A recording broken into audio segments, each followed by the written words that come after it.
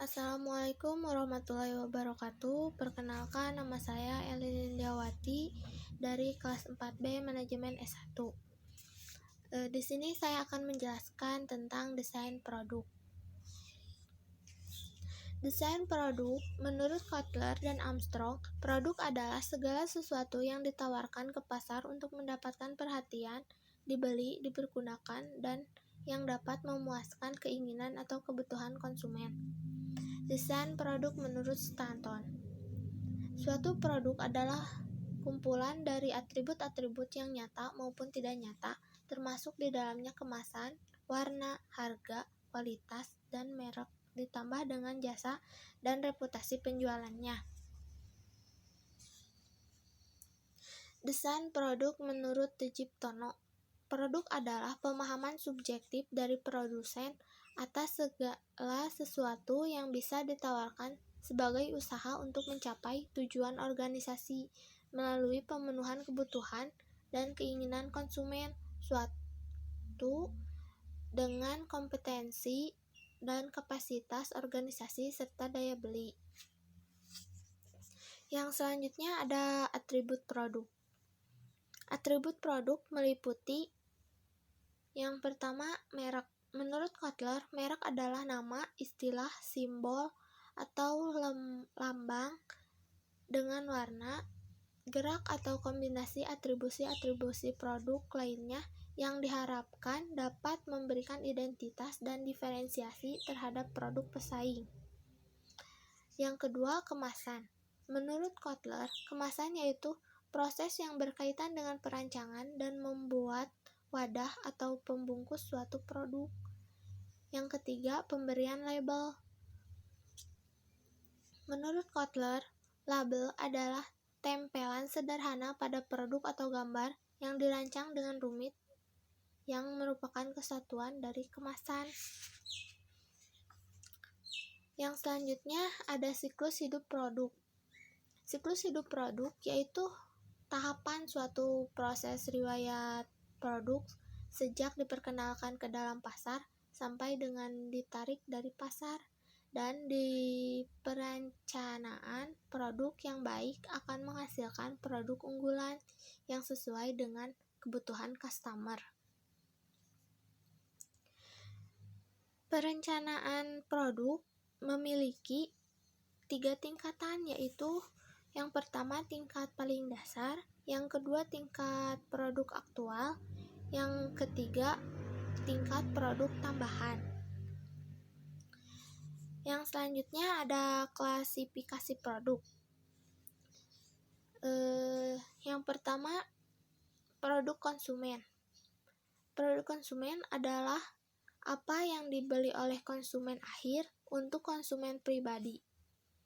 Produk sehari-hari adalah produk dan jasa konsumen yang dibelinya sering, seketika, hanya sedikit membanding-bandingkan, dan usaha minimal. Yang kedua, produk shopping adalah produk konsumen yang lebih jarang dibeli sehingga pelanggan membanding-bandingkan dengan cermat sesuai mutu, harga, dan gayanya. Ketika pembeli produk shopping, konsumen menghasilkan banyak waktu dan usaha untuk mengumpulkan informasi dan membanding-bandingkan. Produk shopping dapat dibedakan menjadi 2, yaitu produk shopping homogen dan produk shopping heterogen. Yang selanjutnya ada strategi pengenalan produk baru. Di strategi pengenalan produk baru ini terdapat 3 cara proses mengenal produk baru, yaitu yang pertama, menarik pasar.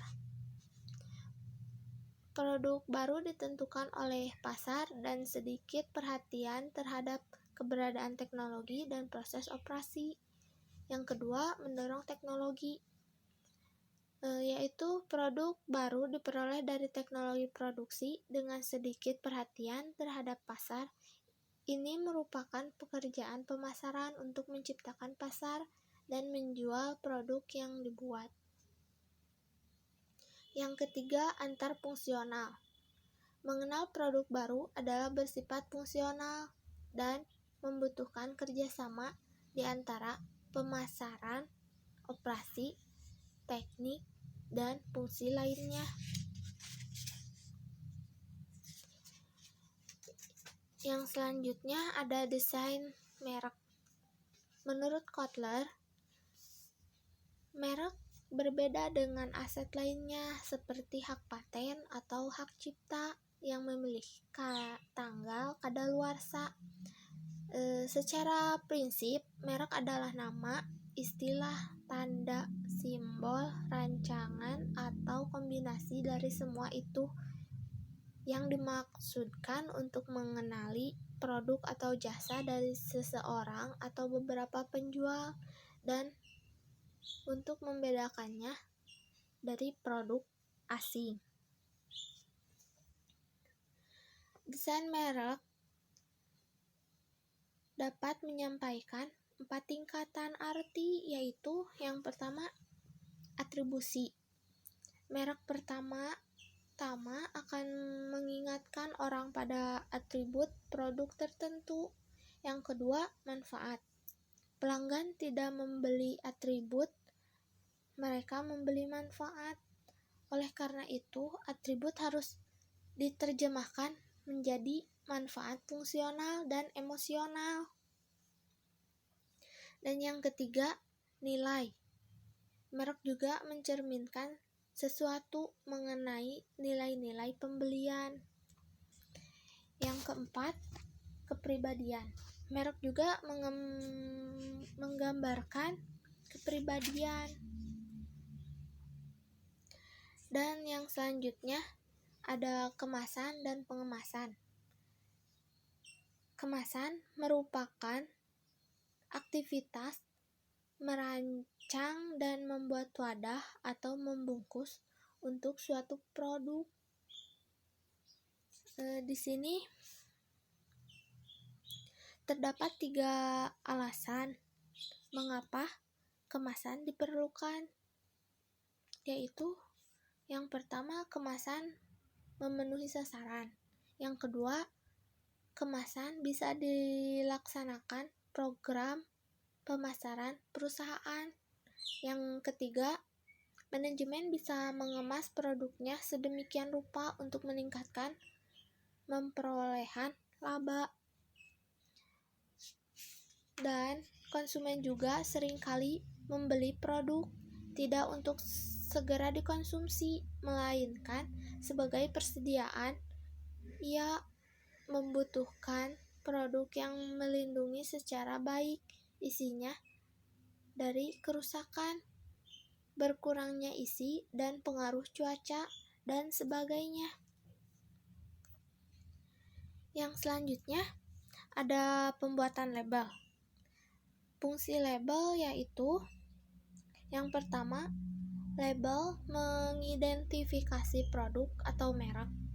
Yang kedua, label dapat menguraikan beberapa hal mengenai produk, siapa yang membuat, di mana dibuat, kapan dibuat, apa isinya, bagaimana sebaiknya digunakan, dan bagaimana menggunakannya dengan aman. Dan yang ketiga, label dapat mempromosikan produk dengan gambar yang menarik. Yang keempat, label mungkin juga mengklasifikasikan produknya. Dan yang terakhir yaitu pelayanan. Perusahaan apapun harus menyusun dan mengembangkan jasa pelayanan pada pelanggannya. Jasa pelayanan juga harus diambil seperti keputusan tentang jenis pelayanan akan disajikan serta bentuk dari masing-masing pelayanan tersebut. Dan cukup sekian penjelasan mengenai desain produk. Sekian dari saya, terima kasih. Mohon maaf apabila ada kesalahan. Assalamualaikum warahmatullahi wabarakatuh.